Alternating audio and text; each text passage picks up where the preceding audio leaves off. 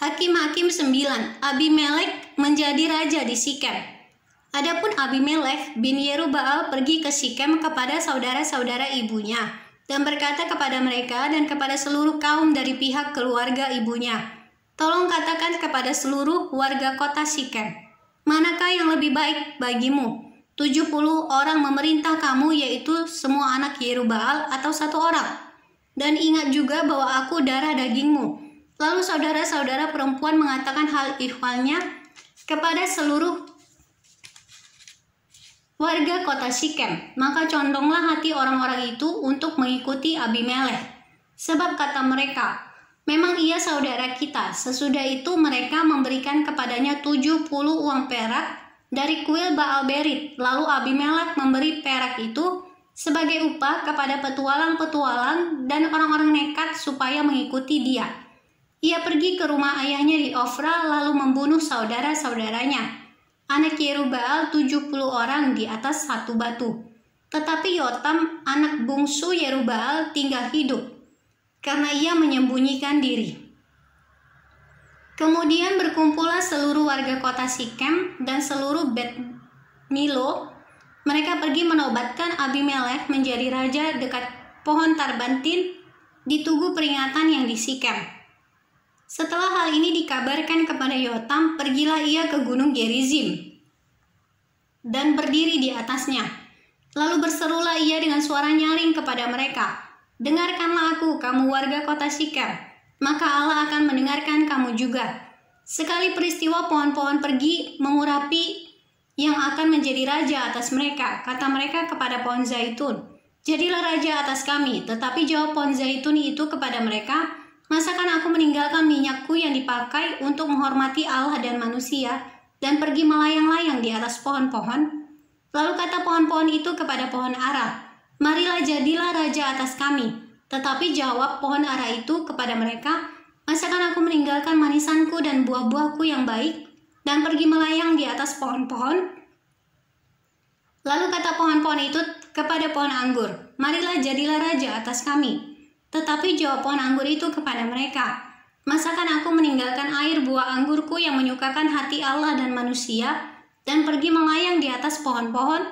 Lalu kata segala pohon itu kepada semak duri, 'Marilah jadilah raja atas kami.' Jawab semak duri itu kepada pohon-pohon itu, 'Jika kamu sungguh-sungguh mau mengurapi aku menjadi raja atas kamu, datanglah berlindung di bawah naunganku. Tetapi jika tidak, biarlah api keluar dari semak duri dan memakan habis pohon-pohon aras yang di gunung Libanon. Maka sekarang jika kamu berlaku setia dan tulus ikhlas dengan membuat Abimelek menjadi raja, dan jika kamu berbuat yang baik kepada Yerubbaal dan kepada keturunannya, dan jika kamu membalaskan kepadanya seimbang dengan jasanya, bukankah ayahku telah berperang membela kamu dan menyabung nyawanya, dan telah melepaskan kamu dari tangan orang Midian? Padahal kamu sekarang memberontak terhadap keturunan ayahku dan membunuh anak-anaknya, 70 orang banyaknya di atas satu batu, serta membuat Abimelek anak seorang budaknya perempuan menjadi raja atas warga kota Sikem karena ia saudaramu. Jadi jika kamu pada hari ini berlaku setia dan tulus ikhlas kepada Yerubbaal dan keturunannya, maka silakanlah kamu bersukacita atas Abimelek dan silahkanlah ia bersukacita atas kamu. Tetapi jika tidak demikian, maka biarlah api keluar daripada Abimelek dan memakan habis warga kota Sikem dan juga Bet Milo. Dan biarlah api keluar daripada warga kota Sikem dan juga dari Bet Milo dan memakan habis Abimelek." Kemudian larilah Yotam, ia melarikan diri ke Beer dan tinggal di sana karena takut kepada Abimelek saudaranya itu. Setelah 3 tahun lamanya Abimelek memerintah atas orang Israel. Maka Allah membangkitkan semangat jahat di antara Abimelek dan warga kota itu, dan warga kota Sikem. Maka Allah membangkitkan semangat jahat di antara Abimelek dan warga kota Sikem, sehingga warga kota Sikem itu menjadi tidak setia kepada Abimelek, supaya kekerasan terhadap ke-70 anak Yerubbaal dibalaskan dan darah mereka ditimpakan kepada Abimelek, saudara mereka yang telah membunuh mereka, dan kepada warga kota Sikem yang membantu dia membunuh saudara-saudaranya itu. Sebab warga kota Sikem itu menempatkan orang untuk menghadang dia di puncak gunung dan merampas setiap orang yang melewati mereka melalui jalan itu. Hal itu dikabarkan kepada Abimelekh. Sementara itu Gaal bin Ebed beserta saudara-saudaranya telah datang dan pindah ke kota Sikem. Warga kota Sikem percaya kepadanya. Jadi pergilah mereka ke ladang. Mereka mengumpulkan hasil kebun anggur mereka dan mengirik memerasnya, lalu mengadakan perayaan. Mereka masuk ke kuil Allah mereka dan makan minum sambil mengutuki Abimelekh.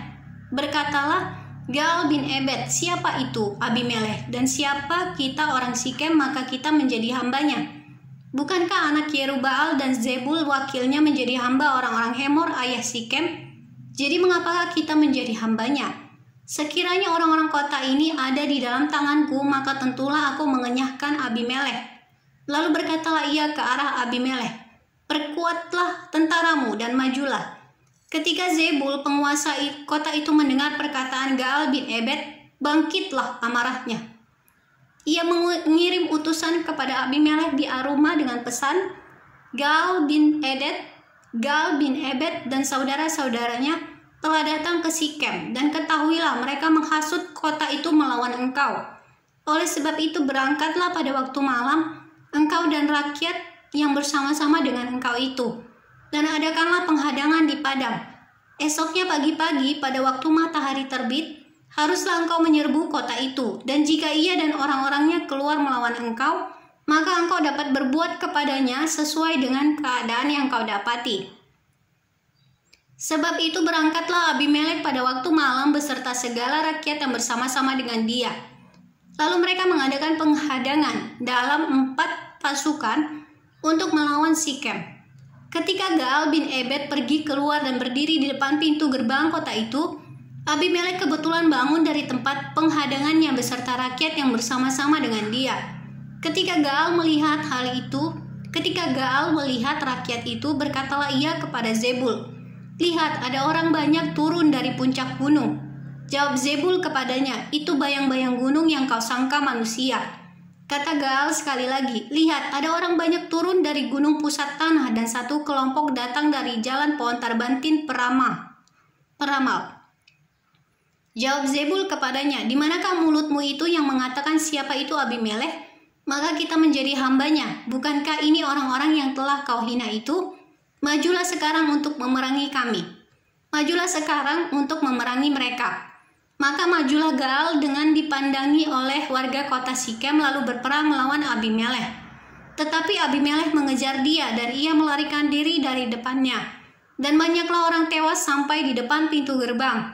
Adapun Abimelekh tinggal di Aruma, tetapi Zebul mengusir Gaal dan saudara-saudaranya, sehingga mereka ini tidak dapat tinggal di Sikem. Keesokan harinya, orang-orang kota itu pergi ke ladang. Setelah hal ini dikabarkan kepada Abimelekh, dibawanyalah rakyatnya, dibaginya dalam 3 pasukan, lalu mereka mengadakan penghadangan di padang. Ketika dilihatnya bahwa orang-orang kota itu keluar dari dalam kota, bangunlah ia menyerang mereka serta menewaskan mereka.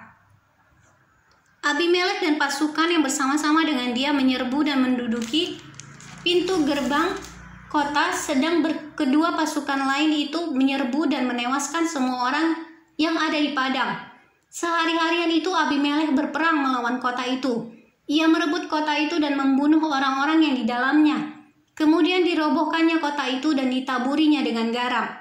Mendengar itu masuklah seluruh warga kota menara Sikem ke dalam liang di bawah kuil El-Berit. Dikabarkanlah kepada Abimelekh bahwa seluruh warga kota menara Sikem telah berhimpun di sana. Lalu Abimelekh dan seluruh rakyat yang bersama-sama dengan dia naik ke gunung Zalmon. Abimelekh mengambil kapak lalu memotong dahan-dahan kayu, mengangkatnya dan meletakkannya ke atas bahunya sambil berkata kepada rakyatnya yang bersama-sama dengan dia, turutilah dengan segera perbuatanku yang kamu lihat ini. Kemudian rakyat itu juga masing-masing memotong dahan-dahan, lalu mengikuti Abimelekh, meletakkan dahan-dahan itu di atas liang, dan membakar liang itu di atas kepala orang-orang itu. Demikianlah semua penduduk kota menara Sikem juga mati, kira-kira 1000 orang laki-laki dan perempuan. Abimelek mati ditimpa batu. Selanjutnya Abimelek pergi ke Tebes. Ia mengepung Tebes lalu merebutnya. Tetapi ada sebuah menara yang kuat di tengah-tengah kota, dan semua laki-laki dan perempuan, seluruh warga kota itu melarikan diri ke situ. Mereka menutup pintu di belakangnya dan naik ke atas sotoh menara itu.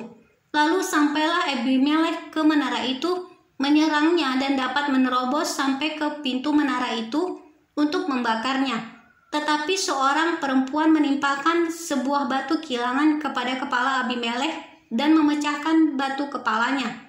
Dengan segera dipanggilnya bujang pembawa senjatanya dan berkata kepadanya, "Hunuslah pedangmu dan bunuhlah aku, supaya jangan orang berkata tentang aku." Seorang perempuan membunuh dia, lalu bujangnya itu menikam dia sehingga mati. Setelah dilihat oleh orang Israel bahwa Abimelek telah mati, pergilah mereka masing-masing ke tempat kediamannya.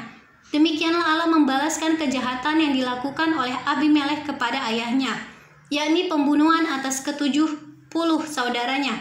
Juga segala kejahatan orang-orang Sikem ditimpakan kembali oleh Allah kepada kepala mereka sendiri. Demikianlah kutuk Yotam bin Yerubbaal mengenai mereka.